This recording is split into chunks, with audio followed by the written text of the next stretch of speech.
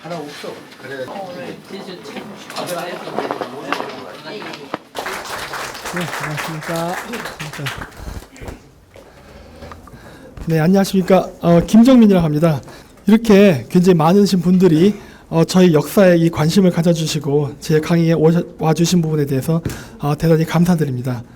오늘 제가 그 주제로 잡은 건요, 제목을 당군의 나라 카자흐스탄을 중심으로 우리 역사의 비교라고 한번 잡아봤습니다. 이미 제 그 동영상을 보신 분들은 잘 아실 텐데, 이 한민족의 역사와 그 다음에 중앙아시아 고대 그 민족들과의 관계가 굉장히 가깝습니다. 뭐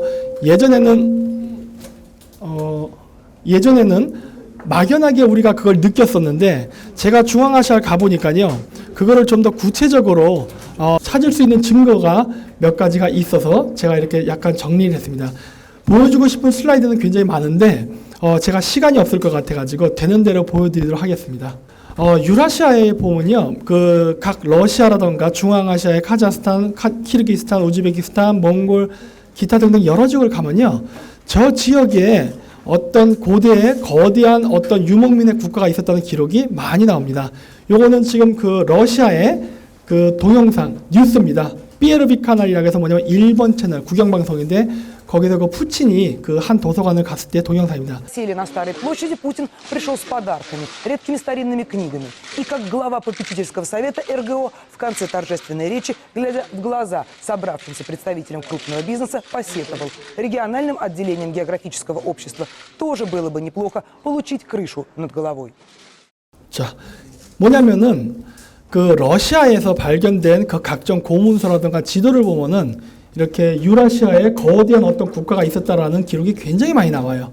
그거를 이제 러시아에서는 벨라카야 타타리아라고 해서 대타타르 제국이라고 말을 합니다. 그 외에 이제 뭐 영국에서는 뭐 그레이트 타타리아 뭐 이런 식으로 써요. 벨라카야가 그레이트라는 소리니까. 그래서 이거를 얘기하는 책들이 이렇게 보시다시피 영국에, 그리고 또 브리타니카 백과사전에도 나온다는 거예요.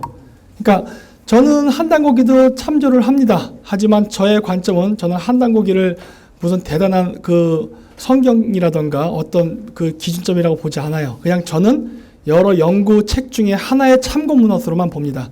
하지만 이 한단고기에도 비슷한 기록이 나오는데, 공교롭게도 이것이 러시아라든가 영국, 프랑스에서 나온다는 것은 우리가 한 번쯤 돌아봐야 되지 않을까라는 것을 생각하게 만든다는 거예요.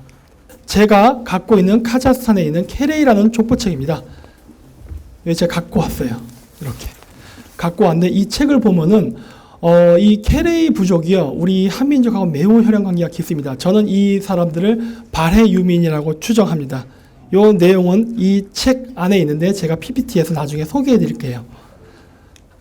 제가 이 책을 소개하는 이유는 뭐냐면요, 우리나라에서는 한단고기라는 이런 책들을 위서라고 이야기를 하지만은, 이 책은 보다시피 그 나라 대통령이 인정한 국가교과서입니다.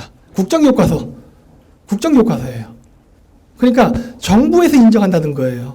뭐 어떤 개개인이 카자흐스탄을 위대하게 보이기 위해서 상상으로 썼다든가 이런 소설이 아니라는 겁니다. 이건 제가 브리아트에서 찍은 거예요. Когда древние люди шли с Африки через Сибирь на восток, они прошли по территории региона Байкала, ушли на Дальний Восток, на Корейский полуостров, на Японию и так далее. И вот на генном уровне кровь ближе всех, бурятская кровь к корейским, потом японским, потом монгольским, ну и так далее. 이게 뭐냐면은, 제가 이번에 8월 달에 제가 바이카로스를 갔다 왔을 때, 거기 사얀산에 갔을 때 거기 계셨던 브리아트 현지인, 그 생물학과 의사분이셨는데, 그분하고 만났을 때 대화했던 내용인데, 제가 중요하다고 생각해서 녹음을 한 겁니다. 이렇게 생각하는 사람들이 많아요, 바이카로스에 가면. 그래서 한국인과 브리아트, 몽골, 일본 이런 우리 민족들은 원래 하나의 뿌리였는데 갈라져 나갔다라는 이야기를 하는 거예요. 근데 이 사람도 비슷한 얘기 하지 않습니까? 이것을 우리가 과연 상상력으로 썼을까라는 것은 아니라고 보는 거죠. 왜냐? 너무 많은 지역에서 나타나요. 그리고 지금 이 동영상 다시 보여드릴 텐데, 이거는 2년 전에 있었던 카자흐 한국 건국 550주년 때 행사의 일부를 발췌한 것인데, 그 나라 대통령인 나제르바예프 대통령이 갖고 있는 유라시아 고대사에 대한 생각입니다. 제가 왼쪽에다가 번역을 해놨으니까 한번 보세요.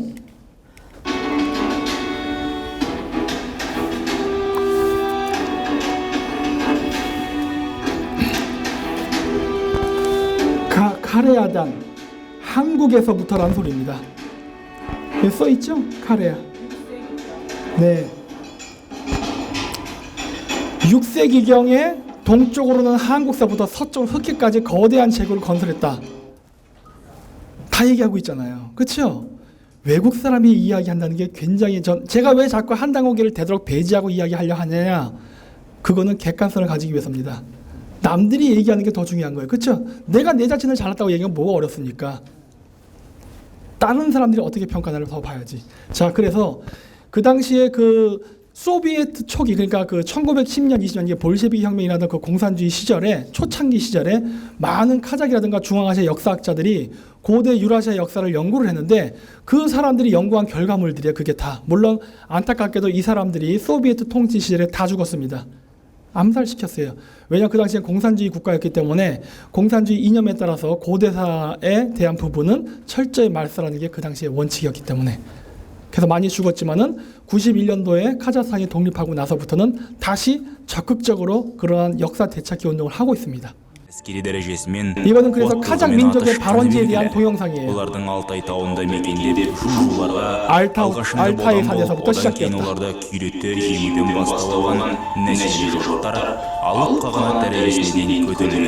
그래서 그 바이칼 호수 혹은 알타이 산 다 그 근처입니다. 거기로부터 동서남북으로 흩어져서 거대한 대제국을 이뤘다는 이야기는 계속 같은 패턴으로 나온다는 거예요. 물론 우리나라도 이렇게 있죠. 근데 꼭 우리나라가 아니더라도 이미 벌써 러시아 보셨죠? 카자흐스탄도 보셨죠? 그리고 부리야트, 그러니까 즉 몽골 계통 사람들도 같은 이야기를 하고 있죠. 그래서 여기 보면은 한단고기. 이 한단고기는요, 물론 개연수라는 사람이 썼다고 하지만은 실질적으로 우리가 일반 그 한국 국민들에게 알려지게 된 거는 일본인에 의해서 한 겁니다. 가지마 노보루.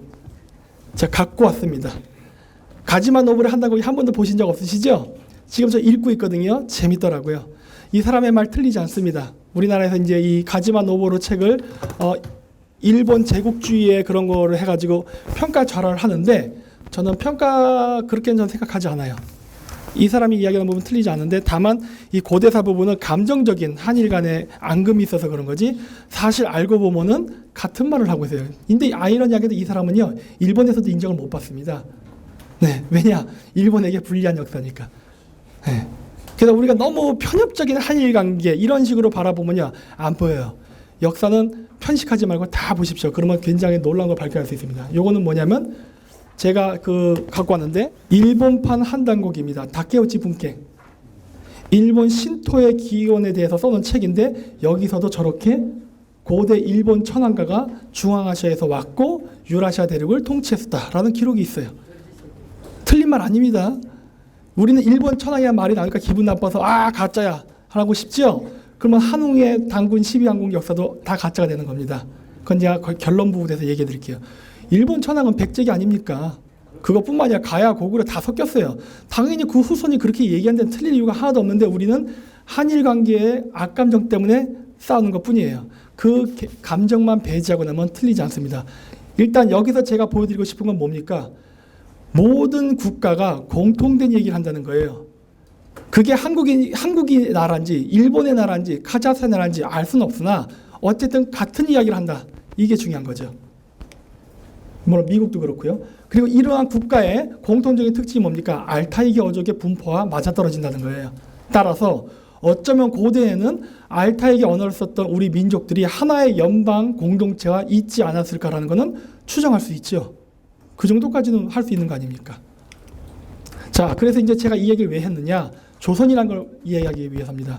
현재 카자흐들이 얘기했던 조선이라는 건요, 우리 역사에서 얘기하는 유형국입니다. 여러 명칭들이 있죠.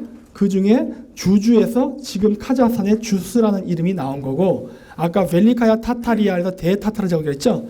여기 단단에서 나온 겁니다. 이게 타타르라는 이름의 변해요. 즉 조선이라는 명칭은 오늘날 카자흐의 주스, 그 다음에 타타르 명칭에도 다 갈라지는 여러 파생어 중에 하나입니다. 어떤 게 먼저인지는 알 수가 없습니다. 하지만 관련됐다는 건 알 수 있어요. 그래서 재미있는 거는 우리나라가 그 동성동본 결혼 못하지요. 그러한 풍습은 투르크에도 있습니다. 카자흐스탄에 가면 북의 7종까지 결혼 못해요. 그래서 동성동본 갖고 그 결혼하고 하는데 그런 풍습은 유목민족에게도 동일하게 있고 남녀 7대 부동상 이런 얘기 많이 하는데 남녀 7세 부동석도 유교 문화는 아닌 것 같습니다. 왜냐 카자흐스탄에서도 7세가 되면은 남자아이와 여자아이를 따로 앉혀요. 유교 문화 아닌 것 같아요. 충효 사상 마찬가지입니다. 유목민족들 충효 사상 강해요. 할아버지 할머니 버스 타면은 자리 양보하는 거 우린 아름다운 유교 문화라 그러죠. 요즘 안 하지 않습니까? 근데 얘들은 지금도 합니다. 걔네들이 유학을 공부해서 하나요? 그 유목민족 문화예요. 어른을 공경하는 문화. 사마천 사기도 나오지 않습니까? 흉노족들은 노인을 공경하는 풍습이 있었다. 유교랑 상관없어요. 우리가 착각하고 있는 것 같습니다. 어쨌든 간에 여기도 보면은 나이만이란 부족에 보면 케레이가 같이 나오고 크타이가 같이 나와요.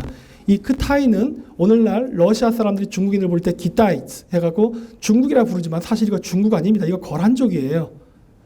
우리가 오늘날 민족 명칭을 잘못 쓰면서 생긴 오해인데 이거 가만히 방치시켰던 나중에는 중국인들이 뭐 북방민족 역사를 통째로 가져갈 수 있습니다. 중국인은 기타이가 아니에요. 근데 현재 그렇게 부르고 있어요. 왜냐?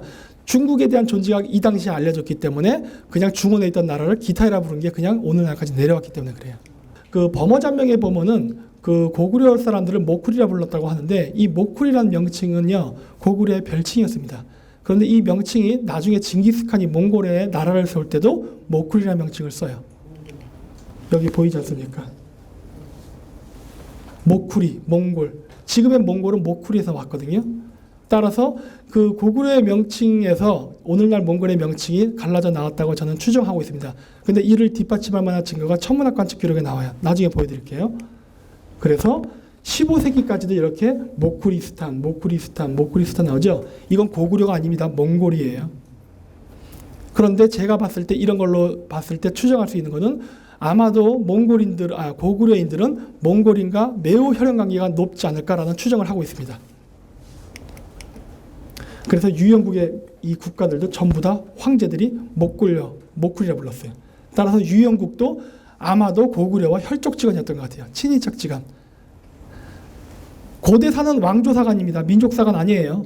그렇기 때문에 유연과 고구려의 그 지배계층이 같다고 해서 유연민족이 곧 한민족이라고까지 확대해서 가면 안 된다고 봅니다. 왜냐? 기반민족은 다민족 국가니까. 하지만 최소한 소급적으로 잡아도 지배계급만큼은 둘은 친인척 관계라는 건 알 수 있어요. 거기까지는 한정적으로 말할 수 있습니다. 자, 그리고 이거 한 단어를 이제 조금 인용을 할 텐데요. 이 파밀리에 살았던 색족들이 황부인, 백부인, 적부인, 남부인 이런 식으로 색깔로 인종을 구별했다는 기록이 나오는데 공교롭게도 카자흐스탄에 비슷한 기록이 있습니다. 보다시피 파밀리에 살았던 사크족, 이 사크족이 스키타이를 얘기하는 거예요. 우리가 한다고 하기에는 색족도 스키타이입니다. 그런데 이 사람들이 귀족은 적색, 승려는 흰색, 목동은 청색, 농민은 황색 해갖고 우리가 얘기하는 백부인, 적부인, 황부인, 남부인을 똑같이 이야기하고 있어요. 거기는 사기라 부르고 우리는 색이라 부르고. 따라서 이거를 가지고 우리가 추정적으로 알 수 있는 것은 우리 민족이 백이민족이라 불리는 것은 바로 파미르에서부터 우리가 살던 지배계급들이 흰색 옷을 입는 제사장 계급의 후예였기 때문에 그래서 백이민족이라는 우리 민족의 다른 별칭이 생기지 않았나라고 생각하고 있습니다. 그래서 카자흐스탄과 한국을 비교하면 우리는 색족이 있었다고 하고요. 거기는 삭족, 우리는 단군 혹은 단골레라고 하고 카자흐스탄은 탱글리, 그 다음에 국가 명칭을 우리는 조선이라고 하지만 거기는 주잔 또는 주스라고 하고 3국가 시스템으로 나가죠. 마한찌난 변한. 그리고 지금도 카자흐스탄은 오르타주스, 쿠스주스, 울루주스 해서 3주스 시스템으로 나가고 이 3주스의 공통 연방국의 수도는 아스타나, 고조선의 수도는 아사달. 따라서 그 고조선의 시스템을 지금도 카자흐스탄이 계승하고 있다는 걸 알 수 있습니다. 만약에 카자흐스탄이 전설의 국가였다면 어떻게 카자흐스탄이 이런 시스템을 지금 갖고 있을까요? 전설의 국가였다면 뭔가 있었던 거예요. 우리가 알 수는 없지만은. 근데 실질적으로 카자흐스탄 사람들은 있다고 얘기합니다. 우리나라는 없다고 얘기하지만. 자, 그래서 우리가 고대사를 바라볼 때는요, 고대 국가는 유목민족의 국가였지 농경민족의 국가가 아니었습니다. 이거를 우리가 굉장히 오해를 하고 있어요. 그렇다고 해서 유목민이 농사를 안 짓는다는 게 아닙니다. 유목민은 밀농사 짓습니다. 쌀농사만 안 짓는 거예요. 쌀농사는 남방기 문화이기 때문에. 그래서 유목민족은 초원을 이동하면서 유목생활과 그 농경생활, 반유목을 하는데 이 사람들의 이동의 규칙은 보시는 바와 같이 북극성을 중심으로 반시계 방향을 도는 이 순환의 원리를 이용했습니다. 왜 그랬냐면요. 유라시아 초원은요, 고비 사막도 있고, 파미르고원 같은 넓은 그 산지도 있고, 그 다음에 만주와 같은 초원도 있고, 각각의 지형이 있어요. 이런 지형에 있는데 어떤 유목민족의 특정 부족을 가장 살기 힘든 고비 사막에 평생 살라고 하면은 반란이 일어나겠죠. 침략이 일어나고 전쟁이 나고. 그렇기 때문에 이런 걸 방지하기 위해서 유목생활을 할 때 이렇게 반시계 방향으로 순환하면서 거주지를 이주하게 만든 거예요. 종교적 명분은 뭡니까? 천선이니까. 하지만 종교적 이유를 이야기하기 전에 현실적인 목적은 뭡니까? 분쟁 방지예요. 분쟁 방지를 위해서 이러한 거를 만들었고 이거를 지키게끔 하기 위해서 천손민족, 천손강단 이야기가 나오기 시작하죠. 왜? 그래야 말을 들어먹으니까. 이슬람에서 돼지고기 먹지 말라는 이유가 뭡니까? 더운 데서 돼지고기 부패한 거 먹으면 죽으니까 먹으면 안 되죠. 자꾸 먹으려니까 어떻게 돼요? 먹으면 지옥 간다고 얘기하죠. 먹으면 지옥 가는 과학적 증거를 성립할 수 있습니까? 없죠. 모든 정책엔 방편이란 게 있는 거예요. 네. 그래서 유목민족들이 고대의 파미르의 보건산을 중심으로 반시계 방향으로 돌다가 인구가 팽창하면서 더 넓은 지역으로 가다 보니까 이렇게 사얀산을 중심으로 해서 동서남북으로 움직이는 거죠. 이런 식으로 하면서 유목민족의 영향을 점점 확장해 나가고 거주지가 이동하면서 서로 간의 화합과 조화를 이룰 수 있게 제도를 만든 거예요. 그 아이디어는 천문에서 온 겁니다. 자, 그래서 바이칼 호수와 사얀산을 상징하는 심볼은 이렇게 보시는 바와 같이 전 유라시아 대륙에서 발견됩니다. 이거는 이슬람의 상징이 아니에요. 맨 오른쪽 같은 경우 흉노족 겁니다. 기원전 거예요. 저게 왜 있어요? 흉노족이 이슬람 신자였기 때문입니까? 아니죠. 원래 유목민족의 상징이었습니다. 원래. 그래서 카자흐스탄 깃발도 오늘날 그 원리를 이용해서 만들었죠. 그래서 제가 이제 신라 쪽을 많이 고구려 쪽보다는 제가 신라 쪽을 많이 이야기를 하려고 합니다. 왜냐하면 우리가 백이민족인 것도 있고 고구려에 대해서 우리가 너무 많이 얘기했기 때문에 충분하다고 생각돼서고 그리고 우리는 신라의 삼국통일을 굉장히 치욕적으로 생각하는데 그렇지 않다는 걸 보여드리기 위해서 그런 겁니다. 신라가 만만치 않았어요. 굉장히 강한 나라였던 것 같습니다. 일단 그 문무왕릉 비문에 보면은 투후의 후손이란 말이 나오죠. 그 얘기는 뭐니까 김일제의 자손이란 소리고 결국 흉노족이란 소리예요. 결론적으로. 족보에 써있지 않지만 비석에 있죠. 저 비석도 잘려갖고 어디 빨래터에 날부러졌다고 하지 않습니까? 그 일본 사람이 그랬습니까? 우리가 한 거예요. 우리가 유교를 받아들이고 조선의 사대주의 사상이 발생하면서 우리는 스스로 북방민족과의 끈을 끊기 위해서 치욕스럽다고 해서 우리가 부쉈죠. 역사서적의 파괴는 대부분 우리 스스로 했지 일본인이 한 거 별로 없습니다. 일본인들 다 가져갔어요. 그것도 나중에 결론에서 말씀드릴게요. 문무왕의 비문을 보면 이러한 양식을 가져가는데 이게 독특한 문양입니다. 왜냐? 고구려 백제는 이게 없었어요. 근데 이 문양은 투르크족, 신라, 유태인, 위구르 제국, 당나라에서 나타납니다. 이들의 공통점은 투르크계 민족이라는 거예요. 얘네들만 같은 계통으로 가요. 즉 신라의 나락연합군은 신라가 고구려 백제를 배신하고 중국에 붙은 게 아니라 자기 민족끼리 끼리끼리 붙은 거예요. 고구려 백제는 몽골 계통이고요. 신라 당나라는 그 가야까지 투르크계 민족일 가능성이 매우 높습니다. 그걸 증명할 수 있는 방법은 그들의 왕 호칭이에요. 일단 그래서 그 비문들은요. 이렇게 보다시피 유라시아 대륙에 광범위하게 분포되는데 우크라이나까지 있습니다. 동쪽 끝으로는 한반도서부터 엄청나죠. 그리고 아까 그 나디라바예프 대통령의 그 글에서 나온 것과 똑같지 않습니까? 그리고 여기 보시면은 요건 생략할게요. 적성 목각분이요. 스키타이 고분에서 공통적으로 나타나고 마찬가지로 유라시아 실크로를 따라서 동에서는 한반도에서부터 서쪽으로는 우크라이나 심지어는 바다 건너 아일랜드에까지 발견됩니다. 네. 뭔가 어떤 고대에 굉장히 거대한 유목민 공동체가 있었다는 걸 알 수가 있어요. 그런 전설들이 거짓말이 아니라는 건 이미 이렇게 유물로도 증명이 된다는 겁니다. 당목 문화, 카자흐스탄, 일본, 요거는 영국입니다. 아일랜드, 켈트족, 스코틀랜드에도 있어요. 당목 문화 있어요. 요 티벳, 한국에 당연히 있죠. 이런 샤머니즘 문화가 다 있어요. 그리고 요거는 카자흐스탄 건데 요거 한국, 요거는 로마입니다. 같은 문화들이 되게 많아요. 동복 아실 거예요. 통과할게요. 그리고 이 고구려 게마무사의 복장이 투르크 민족의 무사 복장하고도 똑같아요. 못 가리개까지. 그렇죠? 가야무사, 카자흐스탄에 있었던 칸글리 무사 어때요? 똑같죠? 이거를 그냥 우리가 생각할 때 어떤 사람들은 그렇게 해석도 합니다. 이게 문화 영향을 받았다. 이게 무슨 말도 안 되는 소리입니까? 미국이 F-16 기술을 우리한테 준 적이 있습니까? 없죠? 갑옷 기술은요, 무기예요. 남을 침략하기 위한. 저런 무기 기술을 왜 적국에게 알려줍니까? 자기끼리 독점하는 거지. 그렇죠? 저거는 물려주는 문화가 아니에요. 자기들끼리 갖고 남을 쳐들어갈 때 쓸 신종병기입니다. 좀 물려주는 게 아니에요. 지배계급이 같다는 소리예요. 여기서 지배계급이 같다고 해서 제가 아까 이제 단일민족적 사관을 보면 안 됩니다. 제가 얘기하는 지배계급이라는 건 무사계급만을 한정해서 이야기하는 겁니다. 이 사람들은 하나의 친인척 관계를 이뤘을 가능성이 매우 높다는 거예요. 고로 한민족이 유라시아까지 다 가졌다. 이건 아닙니다. 이거는 꼭 혼동하지 마시기 바랍니다. 어쨌든 간에 유라시아의 기마 부족들은 하나의 혈통과 하나의 이익 집단이었다는 것을 알 수가 있어요. 그래서 이러한 그 고대 고급스러운 이 갑옷 기술을 자기들끼리 공유하고 있었던 거예요. 보십시오. 똑같죠? 상투도 틉니다. 상투는 한국만의 문화가 아니에요. 자, 그래서 우리가 결해라는 말을 우리 한민족이 민족 명칭으로 쓰는데 이 결해는 고대 몽골어의 까마귀를 상징하는 케레에서 왔을 가능성이 매우 높습니다. 뭐 그건 제 가능성이었는데 실질적으로 이 케레이 책에서 나왔어요. 케레이란 명칭은 하카스족의 명칭인 케리에, 까마귀를 뜻하는 케리아에서 나왔다라고 이미 써 있어요. 네. 그러니까 고려의 상징이 까마귀일 수밖에 없지요.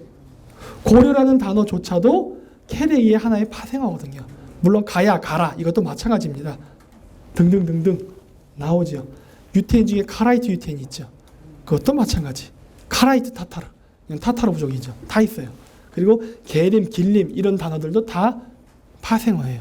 그러니까 신라가 게림이었다고 불렸던 것조차도 결국은 그 기원이 바로 케레 또는 까마귀. 결국 그 얘기 뭐예요? 신라의 지배계급은 종교계급이었다는 소리죠. 종교계급은 뭐 입었습니까? 하얀색. 마찬가지로 또 온다는 거예요. 아, 백이민족이라는 개념이 결국 종교 지배자가 있었기 때문이라는구나 하는 걸 여러 각도에서 봐도 일관되게 나타난다는 거예요. 그래서 우리가 쓰는 이 케레이족의 그 상징을 보면요. 이렇게 십자가 보이죠? 여기 보이시죠? 옛날 유목민족들은요. 자기 가축들을 초원에서 키울 때 이웃 부족하고 섞일 수 있잖아요. 그러면 어떻게 자기 거를 구별합니까? 그러다 보니까 엉덩이에다 인장을 지졌단 말이에요. 그때 케레이족들이 썼던 게 바로 십자가 문양입니다. 왜냐? 우리는 제사장 계급, 즉 샤먼 계급으로서 하늘과 땅을 연결해주는 메신저라고 생각했기 때문에 하늘을 나는 새의 모양을 형상화해서 십자가 모양을 찍은 거예요. 기독교 문화 이전입니다. 이미 존재했고 그거를 썼던 거예요. 고대 샤먼 케레이 계급들이. 그래서 새를 직접 그릴 수도 있지만 십자가로도 그릴 수 있는 거예요. 같은 의미입니다. 심볼리즘 관점에서 봤을 때는. 고대 샤머니즘에서 천손이 어떻게 지상으로 내려온가에 대한 그 터키의 시끄러우니까 이렇게 할게요. 그 강의인데 뭐냐? 고대 지배자는 천자, 즉 하늘로부터 내려온다고 생각했는데 어떻게 내려오느냐? 하늘로부터 인간 여인의 몸을 빌려서 잉태한다고 봤어요. 하늘로부터 인간 여인의 몸을 잉태를 받습니다. 그런데 AD 1년부터 2160년, 지금 물고기 자리 시대거든요. 천문학적으로. 이 물고기 자리 시대에 태어난 모든 영웅들은 처녀 수태가 돼야 됩니다. 하늘의 기운을 받대. 그게 전제 조건이에요. 왜냐? 물고기 자리 시대라는 거는 지구, 태양, 물고기 자리가 일직선으로 있는 거예요. 그런데 태양 뒤에 물고기 자리가 있기 때문에 안 보입니다. 안 보이기 때문에 우리는 물고기 자리의 반대편 별자리를 보고 그 별자리가 도래했다는 것을 추측해서 찾아내요. 그 반대편 별자리가 뭡니까? 바로 처녀 자리입니다. 즉 물고기 자리 시대에 하늘로부터 내려온다는 탱그리, 즉 지상계를 다스리는 지도자는 처녀 수태가 되어야 되는 거예요. 이게 샤머니즘의 주요 골자입니다. 이거 기독교에도 있죠? 있죠? 보십시오. 유라시아의 모든 영웅들, 애비 없는 아들들이 다 건국의 아버지가 됩니다. 누르하치, 야요라보기, 주몽, 누구냐 또 예수, 그 다음에 저기 히람 아비프, 그 다음에 뭐 석가모니 등등.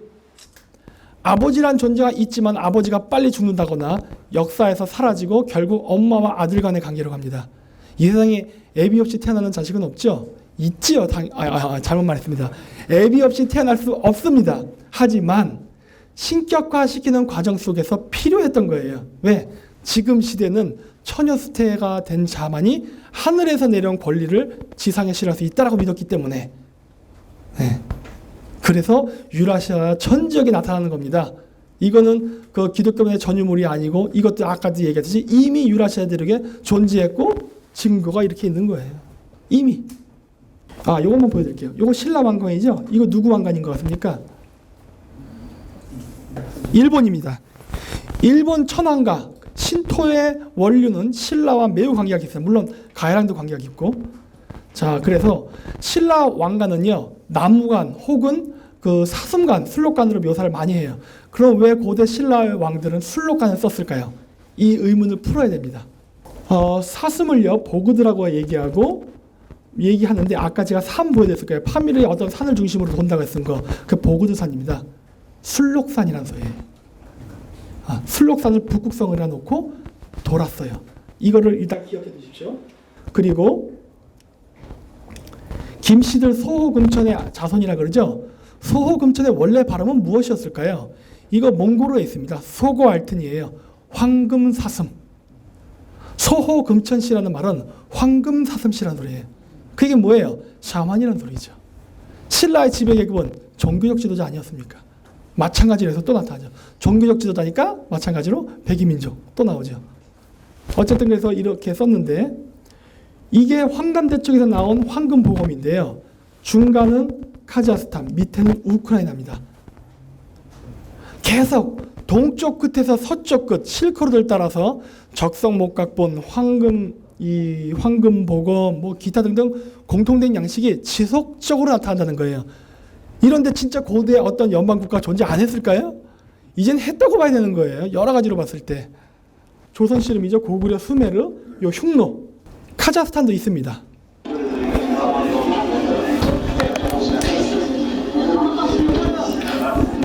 요거는 현대 레슬링과 결합돼서 현대화된 씨름이라서 약간 변했어요.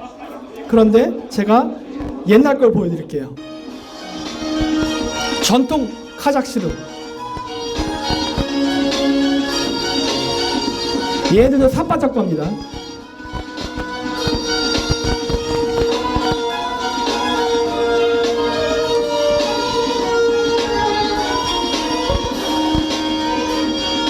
이거 다 우리 씨름에 있는 거죠? 네.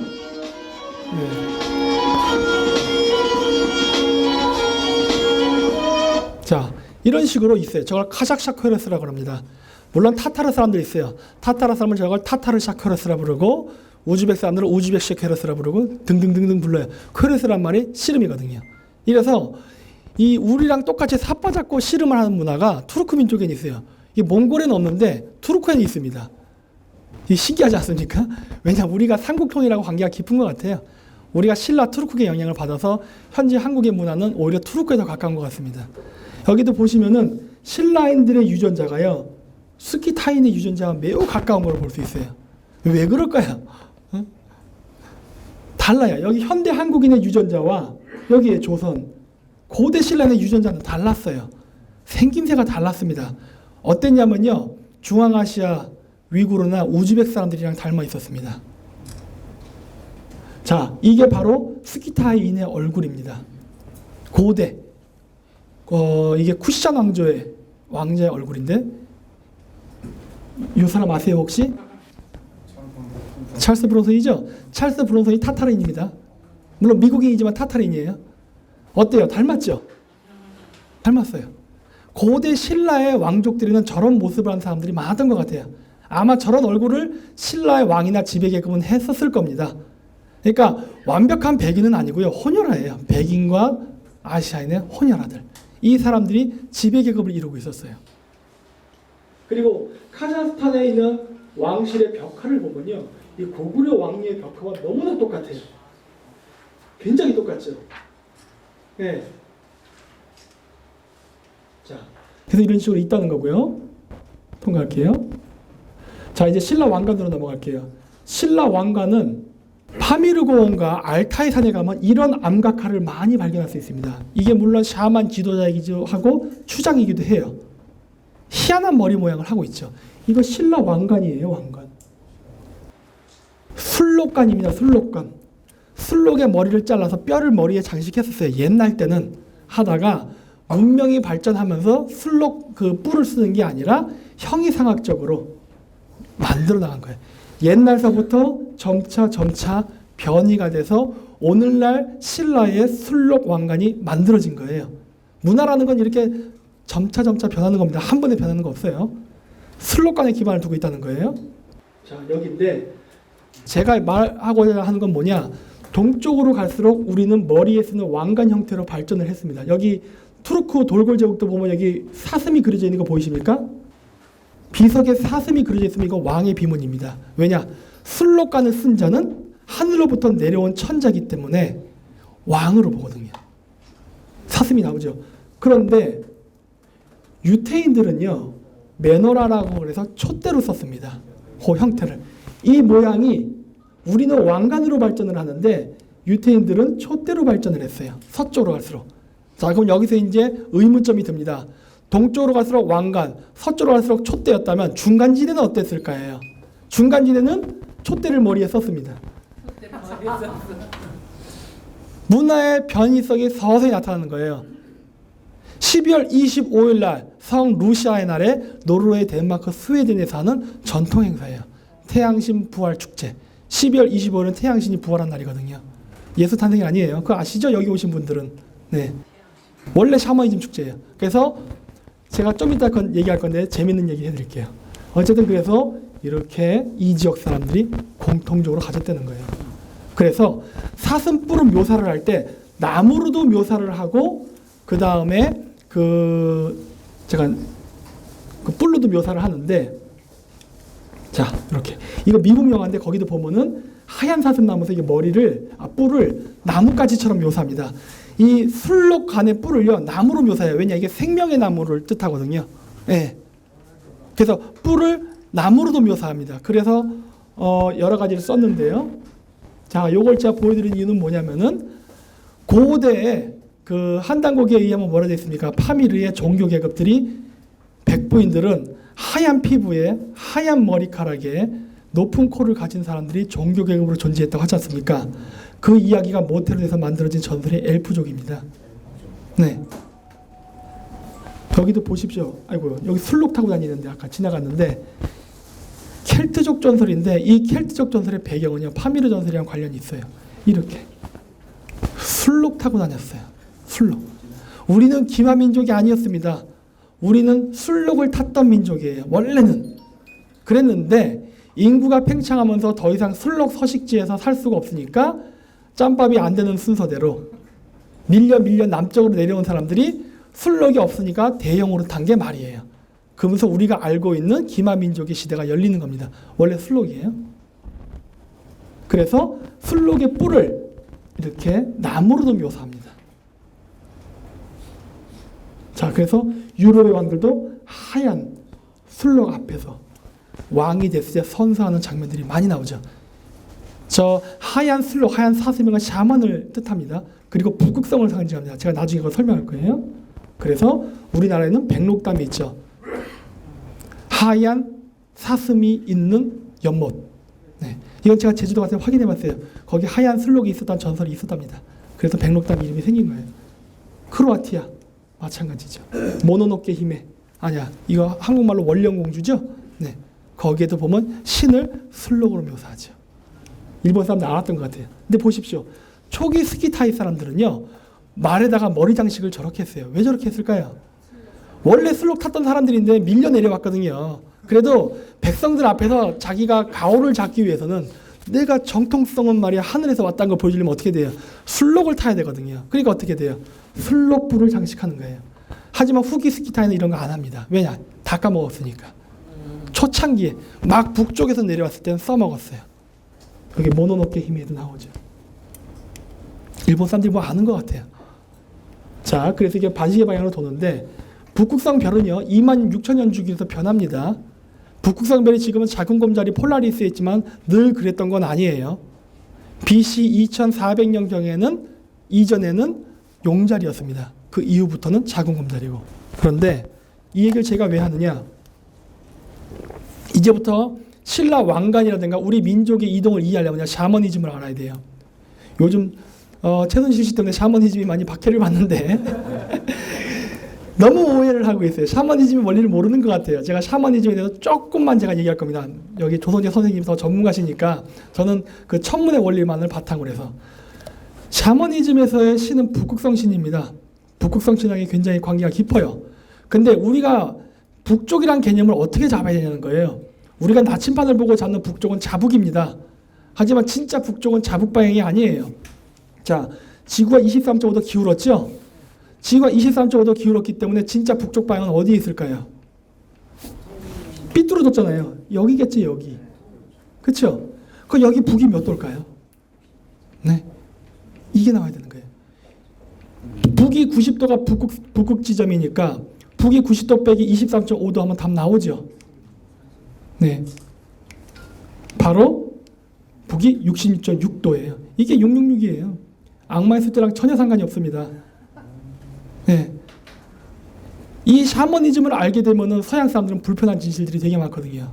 그러다 보니까 모든 걸 사탄에서 숨겨버렸지만은 사실은 모든 샤머니즘이 우리가 오늘날 얘기하는 불교, 기독교, 천주교, 이슬람 모든 종교의 근본이 됩니다. 그건 제가 내년서부터 하나하나 공개해 나갈 거예요.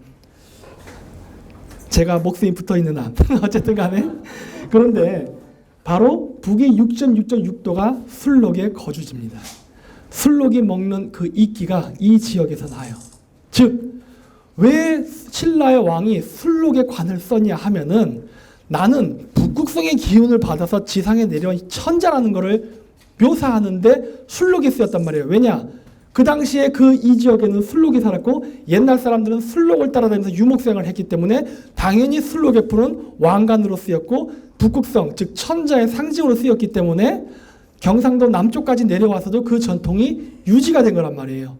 그리고 오늘날까지도 우리나라 토속신앙에 북극성 신이 나오는 겁니다. 간단히 해결되죠? 천문학입니다. 네, 이거를 찾고 제가 쾌제를 불렀어요. 이거였구나. 이것만 알면 나머지는 다 찾아낼 수 있습니다. 나중에 천천히 제가 다 공개할 거예요. 그래서 천마도, 저 배경 나무가 있죠? 저 나무가 자작나무입니다. 근데 한반도 산이 아니에요. 우리나라에는 자작나무가 안 나요. 어디 건지 아십니까? 시베리아 산이에요. 어디서 왔을까요? 여기서 왔겠죠. 아니 어떻게 경상남도 그 남쪽 끝에 무덤에서 시베리아산 자작나무가 나올 수 있냐는 거예요. 이거 왜 그럴까요? 우리 생각해봐야 돼요. 왜 그건 저거를 수고롭게 가져왔을까 생각해야 되는 거예요. 왜 그러느냐? 아까 제가 케레이라고 할 때, 우리가 샤먼 부족이라고 할 때, 그러니까 종교적 지도자라는 건 뭡니까? 하늘과 인간을 연결하는 중간자예요. 그러다 보니까 새라는 걸 쓴다고 했죠. 새가 하늘과 땅을 자유자재로 움직이니까 그러한 중간 매개자의 역할로서 또 하나가 뭐였냐면 나무입니다. 특히 자작나무. 시베리아 북위 66도의 자작나무. 왜냐? 고대인들은 하늘과 땅을 연결하는, 즉 내가 북극성에 도달하기 위해서, 북극성 신을 만나기 위해서는 은하수를 타고 가야 된다고 봤어요. 은하수. 은하수를 기독교에서는 천국의 계단이라 부르고 동양에서는, 우리 한국에서는 황천강이라 부릅니다. 지금은 황천강 넘어간다잖아요. 유대계에서 요단강이라고 그러죠. 넘어가면 사후세계로 넘어가는 거예요. 라고 봤는데 이 은하수의 색깔이 하얗기 때문에 자작나무를 하늘과 땅을 연결하는 매개체로 쓴 겁니다. 그래서 하얀 술록, 백이민족, 그러니까 종교 계급이 왜 하얀색 옷을 입었는지 이해가 되시죠? 은하수예요. 북극성의 신의 대리자라는 의미로서 흰 옷을 입는 겁니다. 염색 기술이 없어서도 아니고 흰옷을 숭상해서도 아닙니다. 그건 우리의 낭만적인 사고방식이에요. 종교적 관점에서 나온 거예요. 네.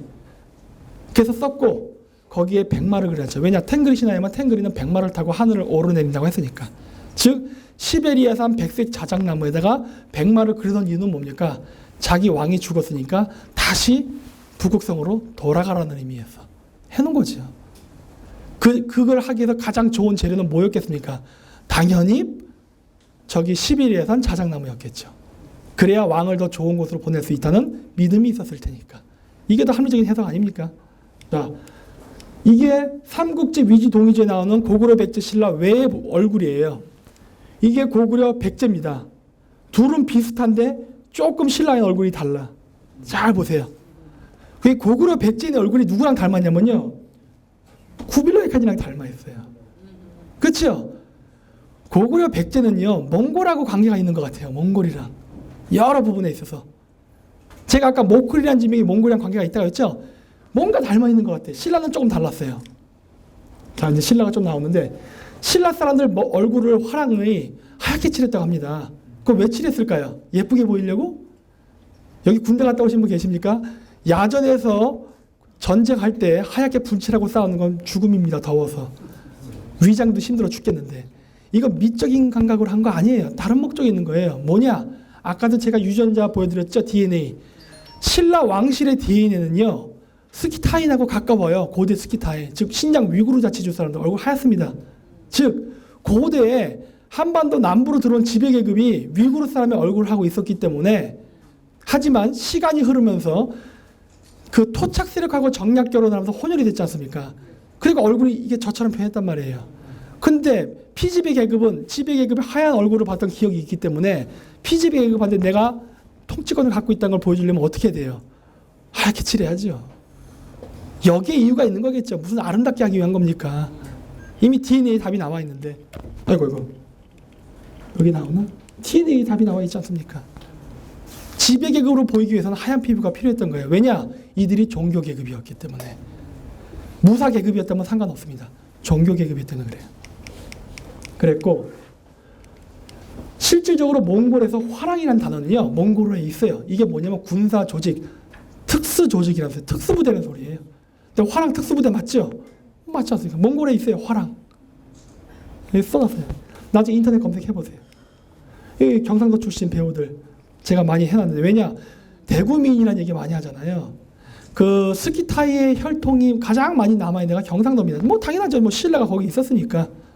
그리고 대구 쪽에 많은 이유는 왜냐? 신라가 망하고 대구 분지로 도망갔기 때문에 그 후손들이. 네. 그래서 오늘날 한국 사람들 중에도 약간 서구인의 모습을 갖고 있는 사람들 중에 경상도 출신들이 많아요. 실질적으로 2%의 확률로 백인 유전자가 나타납니다. 그리고 이건 뭐냐면은 헤로도토스의 역사에만 파미르 고원에 살았다는 종교 부족에 대한 이야기예요. 여기 보면은 모든 백성들이 대머리였다 그래, 남자 여자가. 근데 이 세상에 태어나서 대머리는 없습니다. 이거 왜 이런 기록을 했을까요? 스님을 본 거예요. 남녀노소를 가지면 다 대머리였다.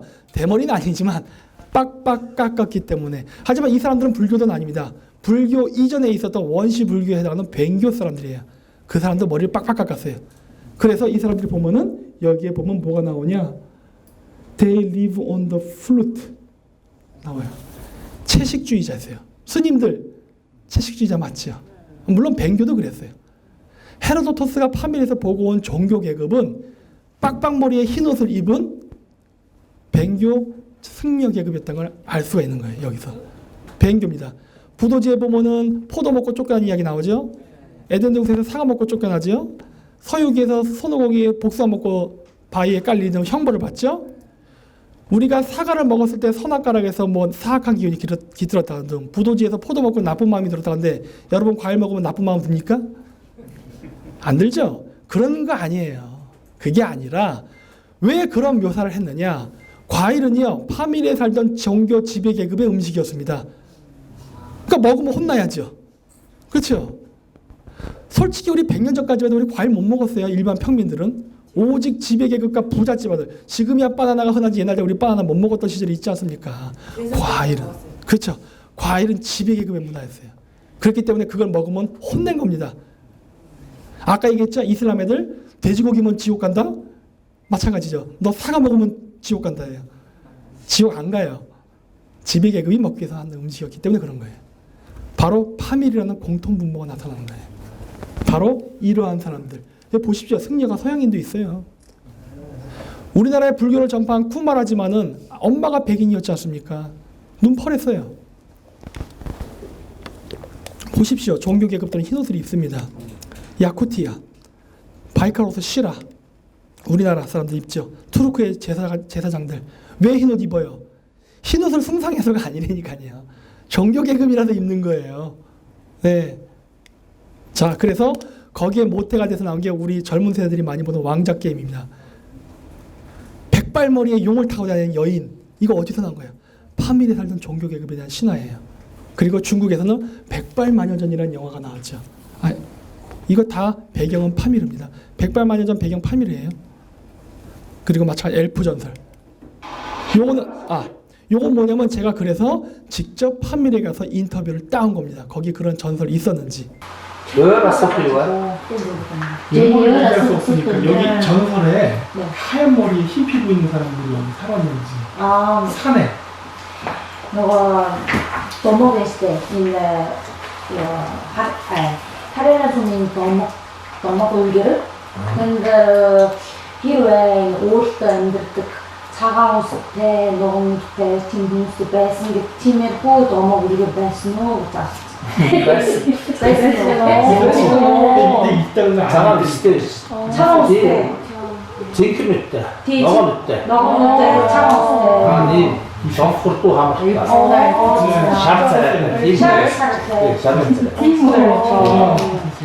제가 여기 세계에서 두 번째로 갔습니다. 이 마을을. 제가 그 마을을 직접 찾아가고 후손들이 사는 데를 갔더니 그 장로가 그러더라고요. 당신이 500년 전 러시아 학자 보탄 이후에 당신이 두 번째라고. 제가 아시안 중에 처음입니다. 장소도 알아요. 인터뷰까지 따왔잖아요. 있었어요. 거짓말이 아니었던 거예요. 자, 이거는 카자흐스탄에서 얘기하는 백부인에 대한 전설입니다. 여기 한글 자막 있어요. Before the Mongol invasion, Kazakhs were blue-eyed and white-haired. But after Mongol invasion, the invaders they mixed with us. They married our women and men, and like their blood made us more black, like more Mongolish. And only now we are turning back to what we were that time ago. So that's why you can meet a lot of green or blue-eyed Kazakhs. 있었다는 겁니다. 그렇죠? 이 현장 가면 다 나와요. 이렇게. 이제 더 이상 실증주의를 하겠다는 거예요. 증거 있지 않습니까? 제가 지금 상상으로 얘기하는 게 아니란 말이에요. 직접 현지인 만나고 인터뷰 따고 책 보고 다 했단 말이에요. 이거 이상 더 이상 어떻게 실증사관으로 증명할 수 있습니까? 그렇죠? 자, 그래서 이제 제가 얘기하는 케레이 부족입니다. 케레이 부족은요, 바레인과 매우 관계가 깊은데 이 케레이족 아까 제가 보였던 족보에 의하면요, 이 사람들이 옛날 8, 9세기에는 만주에 살았다고 해요. 물론 이 사람들이 파밀에서 온 건 맞지만 8, 9세기에는 그러니까 유라시아의 그 실크로드를 따라서 동서에 넓게 분포해 살았습니다. 케레이가 꼭 한 번 되면 살고 이런 건 아니에요. 왜냐 실질적으로 지금 중앙아시아 사람들 보면 타타르족 하면 뭐 바이카로스에도 살고 카자흐스탄에도 살고 유럽에도 살고 막 그래요. 막 흩어져 살아요. 왜냐 유목민족이니까. 그러니까 케레이족들이 흩어져 살았는데 상당히 많은 숫자가 이 동북아시아 쪽에 살았나 봐요. 살았는데 924년에 만주에 살 때 요나라의 침략으로 망했다는 기록이 있어요. 그런데 공교롭게도 그때는 발해가 만주에서 924년에 거란 침입 때문에 925년 멸망한 날이랑 같은 해예요. 같은 장소, 같은 해, 같은 나라한테 멸망당했어요. 그리고서 몇 차례 독립운동을 하는데 그 연도가 별로 오차가 안 나요. 누가 봐도 발해 유민이에요. 그렇죠? 이 사람들이 독립운동에 실패하자 11, 12세기에는 몽골촌으로 도망가 있다가 거기서 태무진의 관상을 보고 쟤는 되게 크게 될 놈이다 해서 자기 사유를 삼죠. 그래서 태무진이 징기스칸이 되면서 호라즘 정복을 할 때 지금의 카자흐스탄에 와서 살게 되었다라고 기록되어 있어요. 네. 그래서 여기 살다가 카자흐스탄으로 이동했다는 기록이 나오죠. 자, 삼국사기 일시 기록 하겠습니다. 자, 뭐 요즘 한단고기에 5월 치루? 오성치루라고 하죠? 뭐 오성치루죠? 네. 뭐 한단고기 위서다. 좋아요. 그러면 안 볼게요. 삼국사기 정사죠. 자, 정사만 보고 얘기합시다. 삼국사기 일식기록에는 굉장히 재밌는 게 있습니다. 뭐냐? 요건 제가 신라만 뽑아왔습니다. 신라의 천문관측 기록을 보면은 일식기록이 있는데 일식기록을 볼 수 있는 위치입니다. BC 54년 5월 9일 이게 혁거세 한 4년 때예요. 1년에 오차가 있지만 요때 이렇게 있었어요. 한 번 더 없죠? 그 다음은 어떨까요? 또 한 번 더 없어. 또 어떨까요? 역시 없어요. 계속 없어. 이거 어떻게 된 거예요? 경상도의 경주가 진짜 신라의 수도 맞아요? 옛날 때는 아니었던 것 같아요. 아, 이건 787년 이후는 맞습니다. 그 이전은 아니에요. 이거 되게 중요해요. 왜 일식기록이 중요하냐? 여러분 아시죠? 원래 전쟁 이기면 이긴 쪽이 상대방 역사 다 부수고 새로 쓴다는 거. 네. 바뀌었어요. 바뀌었는데 천문기록은 안 바꿨거든요. 왜냐? 그럴 필요가 없으니까. 그냥 별이 떴다 안 떴다 이거잖아요. 근데 오늘날 컴퓨터가 있기 때문에 이걸 밝혀낼 수 있는 겁니다. 자, 뭐가 문제냐? 공통분모는 이쪽에서 겹친다는 거예요. 초기 신라는 양자가 어딘가에 있었던 것 같아요. 그래야 논리가 맞아요. 근데 우리는 뭐라고 얘기하냐? 이거 중국 한서에서 베꼈다고 하는 거예요. 한서 또는 후한서에서. 좋다 이거예요. 아니, 그러니까 이따 치자 이거예요. 자, 그럼 뭐가 문제가 되느냐? 한서에 있었다면은 한나라는 여기 있어야 되는 거예요. 그렇죠? 왜 그러느냐? 천문 관측 때는요, 수도의 위치입니다. 옛날 때 중요한 전쟁할 때는 항상 옆에 샤먼이 있어서 점을 봤어요. 왕이 쳐들어갈 때 내가 전쟁에 이길까 질까를 물어봤단 말이에요, 샤먼한테. 그 샤먼은 신탁을 해야 되는데 뭐 합니까? 하늘을 봐야 되잖아요. 그래서 천문대가 있었단 말이에요. 지금 버킹엄 궁전 옆에 뭐가 있습니까? 크리니치 천문대가 있잖아요. 전 세계 공통이었어요, 이게. 그래서 이게 한나라 역사책을 베꼈다면요, 중국 한나라는 양자강에 있었던 국가예요. 그건 황하강은 중국이랑 상관없는 땅이네? 이런 논리가 되는 거예요. 아, 그러면 그게 아니다. 그러면 좋아. 그건 한나라는 여기 있었다 쳐. 그럼 천문관측기록 여기 왜 있죠? 천문관측기록은 수도랑 같이 붙어 있어야 돼요. 중원으로부터 벗어나 있는 지역에서 천문관측 기록이 나타난다는 거예요. 이거 어떻게 설명할 거예요? 말이 안 되잖아요, 지금. 그럼 뭐예요? 여기 독자적으로 천문 관측을 할 수 있는 문명국가가 있었다는 거예요. 결론은 뭡니까? 신라는 대륙에 있었다예요. 그렇게밖에 설명이 안 돼. 요거는 바로 천문 관측 프로그램입니다. 7,000년의 역사를 볼 수가 있어요. 이런 식으로 다 나와요. 그래서 삼국사기 기록을 바탕으로 해서 직접 검증해 보십시오. 하늘은 거짓말 안 합니다. 사람은 붓을 거짓말을 해도. 이게 뭐냐면 일식이 일어났을 때의 지구의 모습을 러시아 인공위성이 찍은 거예요. 여기가 까맣고 여기 환하죠? 여기서 일식이 일어납니다. 그래서 일식 기록은요, 아무 데서나 보는 게 아니라는 걸 제가 보여드리려고 이 사진을 보여드리는 거예요. 네? 불가능하다는 거예요. 경주에서 볼 수 없다는 게. 그 얘기 뭐예요? 신라에는 경주에 없었다 해요. 초창기에는. 그게 결론이에요. 자, 그래서 이게 천문학 기록인데 빨리빨리 넘어갈게요. 787년 이후부터는 한반도에서 나타나요. 뭔진 몰라도 신라의 수도는 780년 이후에는 이동했다는 걸 알 수가 있어요. 이건 뭐냐? 중국 묘족의 그 고대 문자가 발견된 것에 대한 동아TV의 방송입니다. 묘족 글자.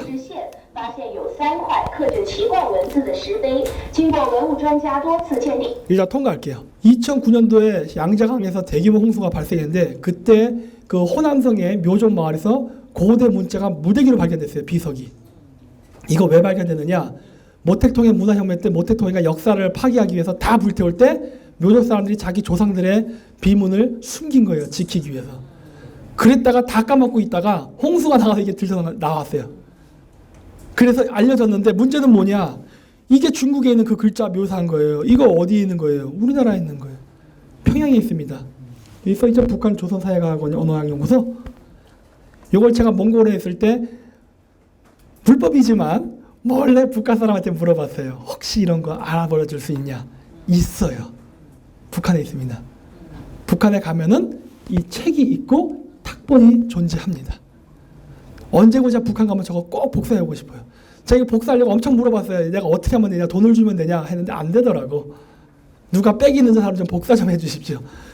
보십시오. 똑같습니다. 이거 어떻게 해결할 거예요, 이거 진짜. 묘족 문자랑 왜 평양에서 나온 문자가 같을 수가 있지? 뭔가 같은 문자를 썼던 사람들이 존재했던 거예요. 이건 뭐냐? 우리나라에서 강릉 축제 갖고 막 싸웠던 적이 있어요. 강릉 단오제는 중국 건데 한국 놈들이 뺏어갔다 막 그러고. 그래서 그때 중국 거라는 거를 증명하기 위해서 왔던 양만원 교수가 얘기한 겁니다. 논문인데 요 노란색이 뭐냐? 양만원 교수가 한국에 와서 강릉 단오제를 조사할 겸 기타 한국의 다른 풍습이 어떤 게 중국 거를 베껴갔나 하고 조사를 하다가 어떤 걸 발견했냐? 한국의 지명이 초나라 지명하고 똑같네? 라는 걸 발견한 거예요. 지명만 똑같은 게 아니라 배열까지도 똑같은 거예요. 그걸 발견한 걸 써놓은 거예요. 이게 특이하다라고 써놓은 거예요. 어쨌든 지명까지 베껴갔다라고 주장했어요. 반대지요. 왠지 아십니까? 단오제는요, 묘족의 전통 축제입니다. 단오제는. 한족의 축제가 아니에요. 아니, 여태까지 묘족 나쁜 놈이라고 차별할 때 언제고 이제 와서 말 바꾸는 거예요? 말이 안 되잖아요. 묘족의 글자가 왜 한국의 글자가 같죠? 신라의 천문대가 왜 묘족의 거주지였던 양장에 있다가 한반도에서 나타나죠? 우리는 묘족의 후예 아닐까요? 묘족과 우리 한 형제가 아닐까요? 이런 합리적인 의심을 해볼 만하지 않습니까? 그렇죠? 나타난 거예요, 이미. 치우는 묘족들도 모시고 우리도 있단 말이에요. 이미 답이 다 나와 있는 거 아닙니까? 네, 동방불패 옛날 세대는 아실 겁니다. 요즘 세대는 이거를 알죠. 지금도 저는 이름을 모르겠어요. 뭐 루 어쩌저쩌 하는데 아시는 분 계십니까? 다 옛날 세대시군요. 차오루예요? 아, 네네, 묘족 출신이에요. 묘족 출신이에요. 물론 모르겠죠. 그게 연결됐다는 건. 바로 양자강 유역에서도 오나라, 월나라, 기타 등등 왕들의 명칭들이 투르크 언어로 해석이 된다는 거예요. 중국인이 아니에요. 투르크인들이에요. 자, 신라랑 당나라가 왜 연합했는지 이제 보이십니까? 동족이었던 거예요.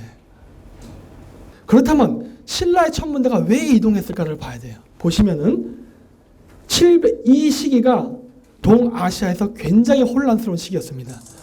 뭐 5호 16국, 삼국시대, 뭐 한강유역 쟁패, 뭐 삼국통일 이후에도 이정기의 난, 송첸칸보의 장안습교, 뭐 기타 등등 전쟁이 끊이지 않던 시기였어요.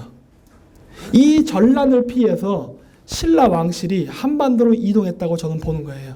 왜냐? 신라 천문관 쪽에 삼국통일 때도 중원 땅에 있었다니까요. 있었지만 이 이후부터 나타나요. 결국 전란을 피해 이동해 왔다고 밖에 볼 수가 없는 거예요. 자, 이건 고구려.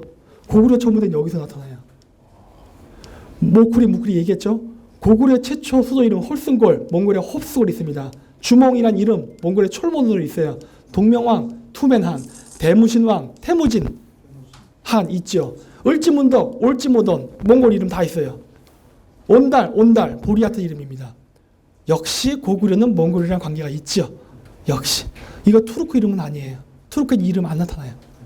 결국 신라는 투르크, 고구려 백제는 몽골계라는 걸 알 수가 있는 거예요. 자, 그래서 이 얘기 왜 하느냐? 이게 북극성을 중심한 별의 순환인데요. 동아시아에 결합이 됩니다. 자, 이 얘기를 제가 왜 하냐면 아까 얘기했죠.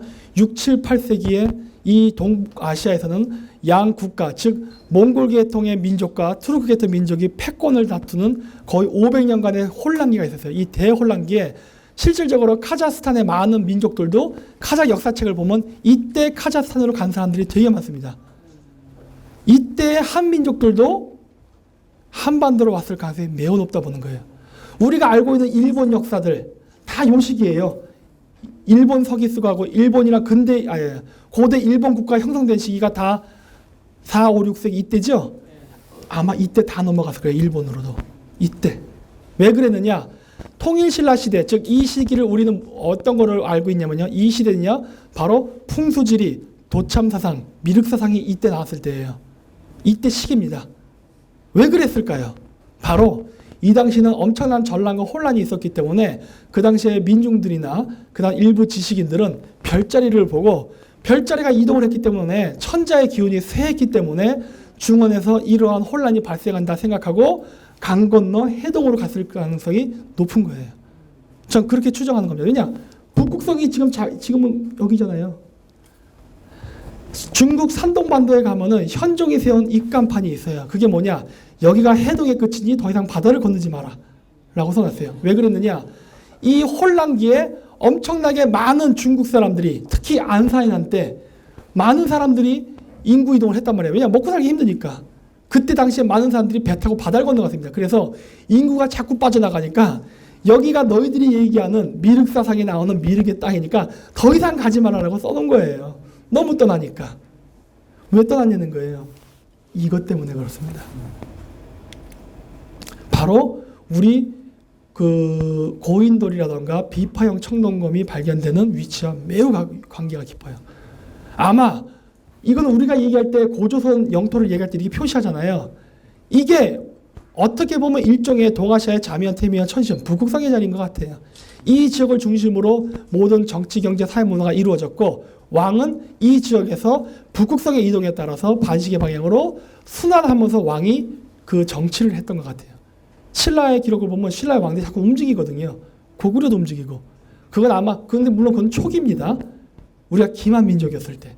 나중에 농경 민족화되면서부터 고착화되지만 그 이전까지는 바로 왕은 북극성으로부터 기운을 받아 태어났기 때문에 북극성의 기운을 받으면서 통치를 하기 위해서 그 별자리를 따라 이동하면서 통치한 게 아닌가라고 저는 추정을 하는 겁니다. 네, 통과할게요. 그래서 제가 이 이야기를 한 이유는 뭐냐면요. 이 고대사는요, 제가 지금 얘기했던 것처럼 우리 현실로 돌아봐야 됩니다. 과거로부터 우리가 잘났다는 걸 이야기하는 게 중요한 게 아니라 현실이 중요한 겁니다. 제가 지금 역사를 강의하면서 다민족 국가였다, 공동체였다, 이런 얘기를 왜 자꾸 강조하시는지 아십니까?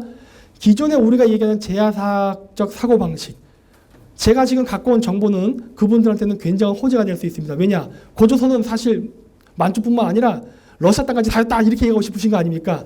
저는 그게 아니라고 얘기하는 겁니다. 왜냐? 유목민은 그런 생각 안 했어요. 유목민은 연방국가였기 때문에.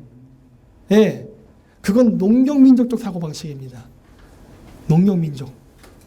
샤머니즘에서의 천재라는 것은 천통을 타고 낸다고 했어요. 혈통을 타고 태어나는 게 아닙니다. 그 얘기는 뭐냐?